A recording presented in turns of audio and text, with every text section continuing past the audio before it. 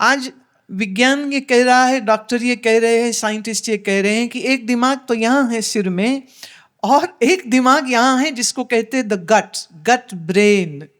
आपका जो शरीर का ये जो मध्य भाग है, इसमें भी एक ब्रेन, जितने न्यूरॉन्स आपके इस इंटेस्टाइन्स में है, अंतड़ियों में है, वहाँ भी कहते हैं दिमाग है, यहाँ पर भी दिमाग है। इसीलिए जब जो लोग ज़्यादा चिंता करते हैं उन लोगों को एसिडिटी ज़्यादा होगी, राइट?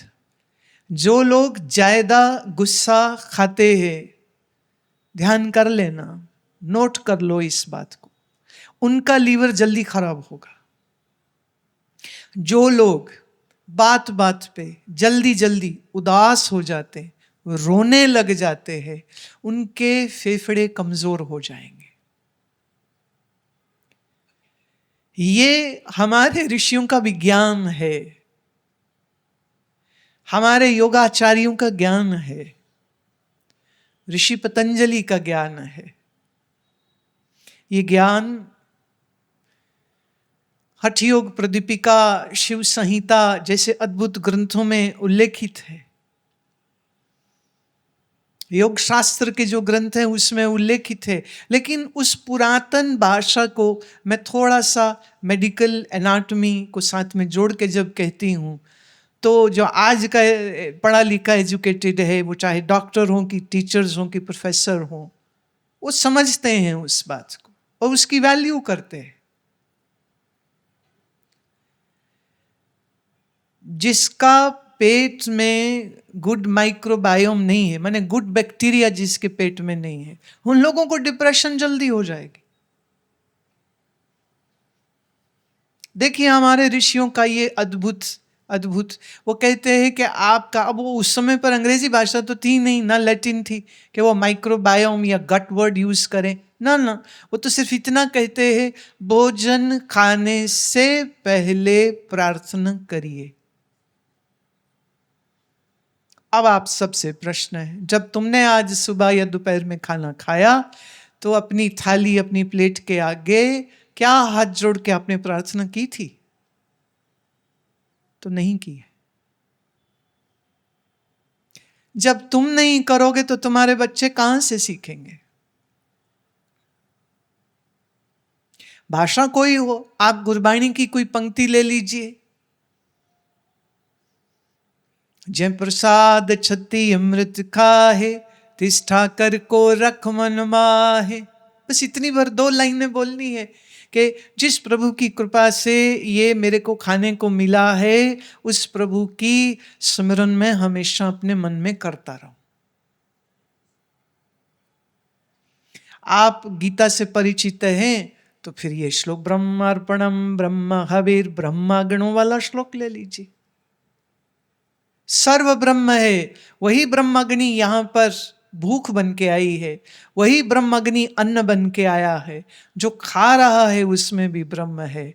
और 4 प्रकार के ये जो पदार्थ मेरे सामने आए हैं, इसको अच्छी तरह से मैं पचा सकूं, ये प्रार्थना है। अनफॉर्चुनेटली, अफसोस, आप लोग ये अब करते नहीं हो। आश्रम में, ऋषि चैतन्य आश्रम गन्नौर में, हम लोग दिन में 2 बार खाते, एक बार 9 बजे सुबह और दूसरी बार शाम को 5 बजे। नो लंच नो डिनर, नहीं खाते हैं, क्योंकि इससे ज्यादा की जरूरत नहीं है। जो बच्चा है 12-15 साल का, उसको जरूरत है 3 समय खाने की। जो अब 20, 30, 40, 50, 60 में आ गया है, 60 वाले के बाद तो दिन में एक ही बार भोजन खाइए, स्वस्थ रहेंगे। अगर आप एक से ज्यादा समय में खाएंगे तो जब जब तुम्हारा पेट बिगड़ेगा तब तब 2 चीजें होंगी, पैल्पिटेशन होगा, घबराहट होगी, जी मिचलाएगा, उल्टी होगी। कितने सारे इमरजेंसी में काम करने वाले डॉक्टर बताते हैं कि रात 12 और 4 बजे के बीच बड़े सारे पेशेंट्स आते हैं, उन्हें लगता है मेरी इतनी दर्द हो रही, हार्ट अटैक हो गया, मुझे तो हार्ट अटैक हो गया। और कहते हैं हम जब सारे सिम्टम्स मैच करते हैं तो फिर उनको कहते हैं ना जी ये एसिडिटी है, रिफ्लक्स हुआ है, आपको कोई हार्ट अटैक नहीं हुआ। एंटी एसिड देते हैं, लो पियो और जाओ घर। ये हमारे यहीं पर दिल्ली से आए हुए हैं सेवक, उनके बेटे के साथ यही हुआ। वो दिल्ली के हॉस्पिटल में भगाई गाड़ी, लगा आज क्या हो जाएगा क्या हो जाएगा, पता चला सिर्फ एसिडिटी थी। इतनी दर्द, इतनी तकलीफ, इतनी बेचैनी, उन्हें लगा हम तो मर ही जाएंगे। 60 के ऊपर सिर्फ एक समय भोजन खाइए, 2 समय भी नहीं। 50 के 40 के बीच में आते आते में तो मेरा सुझाव है, मान लो तो बहुत अच्छी बात है, तो वो ये है गेहूं चावल चीनी 3 चीजें बंद करिए। गेहूं खाए बगैर नहीं रह सकते तो फिर सुनो, अगर यहां कोई किसान है तो मैं उनसे आग्रह करती हूं, हाथ जोड़ के आग्रह करती हूं, पुराना काठियावाड़ी गेहूं उगाइए, लाल गेहूं जिसे कहते। ये 150 साल पहले हमारे देश में उगाया और खाया जाता था, और हमारे देश में श्री धान्य खाया जाता था। ये अभी नवरात्र में तुम सबने खाया है सामा, जिसे सामक भी बोल देते, तो सामक, कंगनी, कोडो, ये हम लोगों की खुराक थी। लेकिन इतनी लंबी ये जो गुलामी रही है ना विदेशियों की, उनने हमारा खाना भी बदल दिया। 1964 के आसपास जिस हाइब्रिड व्हीट, हाइब्रिड गेहूं, जिस हाइब्रिड चावल की बिजाई पूरे साउथ ईस्ट एशिया में की गई, क्योंकि अन्न का कमी हो गई थी इस देश में, बड़ा मुश्किल वक्त था, इसलिए हमें ऐसी फसलें चाहिए थी कि जो बहुत सारा अन्न का उपार्जन हो जाए। लेकिन उस हाइब्रिड गेहूं को उगाने में इतना पेस्टिसाइड, इतना पानी डाला गया। अफसोस, हरियाणा, पंजाब, कुछ क्षेत्र उत्तर प्रदेश का, कुछ क्षेत्र मध्य प्रदेश का, पानी जहरीला हो गया है, जमीन जहरीली हो गई, कैंसर ट्रेन्स चल रही, पर कोई ये नहीं सोच रहा है कि हम इससे बच कैसे सकते। वो बचने का विचार भी तो करना चाहिए या नहीं। तो हमारा जो 150 साल पुराना अनाज था, वो अनाज हम खुद आश्रम के लिए इस साल 100 टन हमने मंगवाया। झारखंड और मध्य प्रदेश के उन गांवों में जहां आज तक पेस्टिसाइड नहीं पहुंचा था, वहां के किसानों को कहा कि तुम जितना उगाओगे हम ले लेंगे, ताकि हमारे आश्रम में जो लंगर खाए वो स्वस्थ होके जाए। हाइब्रिड गेहूं चावल हम नहीं खिलाएंगे। इस साल उत्तराखंड से हम अपना ऑर्गेनिक चावल उगवा रहे हैं और ला रहे हैं। मुझे एक ने कहा, नहीं जी वो बड़ा महंगा होता है। अरे पागल हो तुम, कहाँ से महंगा है? महंगा होगा कैंसर का इलाज, महंगा होगा ट्यूमर का इलाज, महंगा होगा डायबिटीज का इलाज। ये तो बड़ा सस्ता है। ये किसने कहा महंगा? बिल्कुल महंगा नहीं है। न जहर खाइए न खिलाइए, सारा समय खाना खाना खाना। हम लोग ऐसे बदनाम हो गए हैं ना खाने के मतलब मैं आपको क्या ही बताऊं। बच्चा पैदा हुआ तो पार्टी है, शादी है, पार्टी है, एनिवर्सरी है, खाना है, हलवाई है, केटरिंग है, खाना खाना खाना खाना चलता रहता है। खाना फिर घी असली बाजार में मुश्किल से मिलेगा, बहुत मुश्किल से मिलेगा। दूध में ऑक्सीटोसिन के इंजेक्शन लगे। यहीं लुधियाना के हस्बेंड्री में जो काम करते हैं वो साइंटिस्ट मेरे पास आते हैं, उनसे मैं बातचीत करती हूँ। कहते हम लोग खुद ही देखते हैं, मना करते हैं तो वो कहते ना जी ये तो हमने लगाने दूध ज्यादा आता है, पर वो दूध जहरीला होगा। अब इतना खराब खाना खा के स्वस्थ कैसे रहेंगे? अच्छा जी, तुमने दुनिया की मौज उड़ानी है, भोग भी भोगने, तो उसके लिए भी तो सेहत होनी चाहिए या नहीं चाहिए? बीमार होके कौन सी सेहत बनेगी? भाई अगर डांस करना है, पंगड़े पाने, तो गोडे ठीक होने चाहिए कि नहीं? कि हाथ सोटियां भर के पंगड़े किमें करोगे? अब इसमें एक पॉइंट में और ला रही हूं। मात्र 20-25 साल पहले सबकी रसोइयां जमीन पर होती थी, मतलब गैस चूल्हा जो स्टोव है वो जमीन पे होता था। फिर वो फैशन आ गया, सबने कहा जी हमारी स्टैंडिंग किचन है, शेल्फ आ गई। हाँ, अब जब जमीन पर थे तो ऊपर शेल्फ में डब्बे हैं, पतीले हैं, राशन है, तो जो स्त्री खाना पकाती थी ना, वो दिन में कम से कम 100 बार उठक बैठक उठक बैठक उठक बैठक। उससे क्या होता था? ये हिप जॉइंट मजबूत रहते थे, घुटने मजबूत रहते थे। अब आ गई स्टैंडिंग किचन। ये जो एक्सरसाइज हो रही थी ना, खत्म। आ गई मशीन कपड़े धोने के लिए, नाइस कन्वीनियंट। पर ये जो थापियां मार नाले, भावे कदी न्याणा कुट लो तो भावे कदी घर वाला कुट लो, सब बढ़िया। थापी से पीटते थे, कंधों की एक्सरसाइज हो जाती थी। अच्छा, अब थापी छूट गई, मशीन आ गई, पर फिर जिम में जाते महंगी फीस देके, और फिर वहां पर भी क्या कर रहे होते थे? पुल डाउन पुल डाउन ना। शरीर हिलाया करो देवियों। जमीन से बिना हाथ लगाए, आज सत्संग के बाद जो जो जमीन को हाथ लगाए बगैर सीधे ऐसे उठ गया, उसको इनाम में मैं बच्चों के लिए कॉमिक बुक लिखी कस्तूरी, मैं खुद दूंगी। हाथ नहीं लगाना पर जमीन को, बिना हाथ लगाए सीधे खड़े होना। कईयों को तो मैं देखती हूं, जब वो खड़े होते हैं ना तो ऐसे ऊंट याद आ जाता है।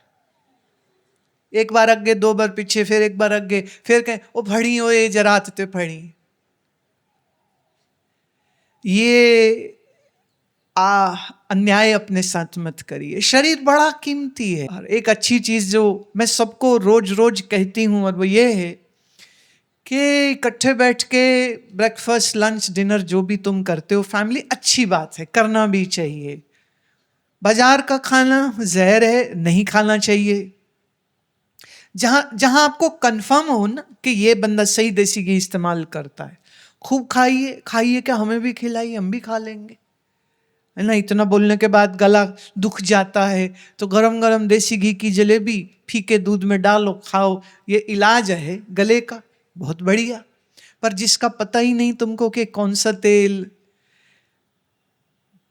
सुअर की चर्बी का बना दिया है कि गाय की चर्बी का बना दिया है, तुम खाली वो टिक्की मसाले देख रहे हो, मुंह में पानी भर रहे हो। वो आया कहां से सामान, सवाल किया करो। आपके पास कितना भी धन हो, जब शरीर अस्वस्थ हो जाए और कोई आईसीयू में पड़ा है, कोई सर्जरी करा रहा है, तो उस समय पर जो तकलीफ भोगते हैं, उस तकलीफ को अपनी पत्नी या अपने पति के साथ 50-50 कर सकते हो। भाई आधी दर्द मेरी ले, आधी मैं ले लेता हूं, आधी 4 बच्चे हैं, 25% ईच सबको दे दे। तुम्हारी दर्द कोई शेयर नहीं करेगा, वो तुम्हें सहन करनी पड़ेगी। मौत का डर अगर है तो तुम्हें सहन करना पड़ेगा। जी में अगर तकलीफ है तो वो तुम्हें सहन करनी पड़ेगी, अकेले। आईसीयू में या सीसीयू में जो पेशेंट्स होते हैं, कभी मौका लगे ना तो जरा देख के आना उनको। दर्द से कराते हैं, चिल्लाते हैं, वो कहते हैं कोई टीका ला दो, कोई टीका ला दो, बहुत दर्द हो रही, बहुत दर्द हो रही। वो कहते जितनी दे सकते थे दे चुके, अब और नहीं दे सकते, क्योंकि painkillers are very dangerous, ऐसे तो नहीं दिया जा सकता। इसी विषय को मैं थोड़ा ऐसे कहना चाहती हूँ। अक्सर होता है ना, पेट में दर्द है, घुटने में दर्द, यहाँ दर्द वहाँ दर्द, पेन किलर उठाया, खा लिया। विचार करना, ये जो आप काम कर रहे हो, आपकी स्टमक की लाइनिंग बर्बाद हो जाएगी, अल्सरेशन हो जाए, छेद बन जाएंगे पेट के अंदर, सर्जरी करनी पड़ जाएगी। इसलिए दर्द हो रही हो तो दर्द क्यों हो रही है पहले ये सोचो, फिर उस दर्द का उपचार करिए। और ज़्यादा ही दर्द हो रही है तब डॉक्टर से पूछ करके फिर दवाई लीजिए। आपको जो भी लेनी है ये याद रहे, it is can be a poison. उस पर लिखा भी तो रहता है ना कि बिना डॉक्टर के परामर्श के मत खाइए, तो कुछ सोच समझ के लिखा है उन्होंने। लोग कहते हैं बड़ी उम्र हो जाती है तो मेमोरी लॉस होता है, बिल्कुल गलत, झूठ, गप। आप योगासन करिए, आप प्राणायाम अगर बराबर करते हैं, मैंने कई बार जिक्र किया है, मेरे मित्र संत पूज्य स्वामी सुब्रमण्यम, उम्र 125 साल, और जब वो 4 साल के थे या 5 साल के थे तब क्या हुआ था, वो भी बात मुझे बड़े अच्छे से अभी सुना सकते थे। 125 वर्ष में उन्होंने शरीर छोड़ा है। कोई बीमारी नहीं, कोई गोली नहीं, कोई दवाई नहीं, कभी हॉस्पिटल, कभी डॉक्टर का मुंह नहीं देखा उन्होंने। ऐसा बढ़िया योगी शरीर उनका।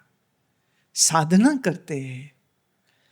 और इतना लंबा जो जीवन जिया, सोचिए कितने लोगों को उन्होंने योगी बनाया, कितने लोगों को उन्होंने धर्म की राह पर चलाया। और अमेरिका में बहुत सारे यहूदी उनके शिष्य थे, तो बहुत से यहूदियों की शादियां वो कराते थे। वो कहते थे नहीं शादी बहुत जरूरी है, तो उनके क्लास में जो आते थे वो कहते थे ये तेरे लिए ठीक है, तेरे लिए ठीक। तो हिंदू रीति से उनकी शादी करा देते थे, चलो शादी कर लो, तो आसन करो। और उनके कई शिष्य जो आज 90-95 के हैं, वो मुझे मिलते हैं, वो भी आगे आज तक योगा क्लास करा रहे हैं। और क्या उनकी ताकत है, तुम्हारे जो जवान बच्चे हैं ना, उसके सामने एकदम कमजोर पड़ जाएंगे, एकदम कमजोर पड़ जाएंगे। प्यारे, इस बात को जानिए, इस बात को समझिए। ये जो आज आप सीख रहे हैं ना, ये सिर्फ सुनने की चीज नहीं, करत विद्या है। इसको कीजिएगा, घर जाके कीजिएगा, बच्चों को सिखाइएगा।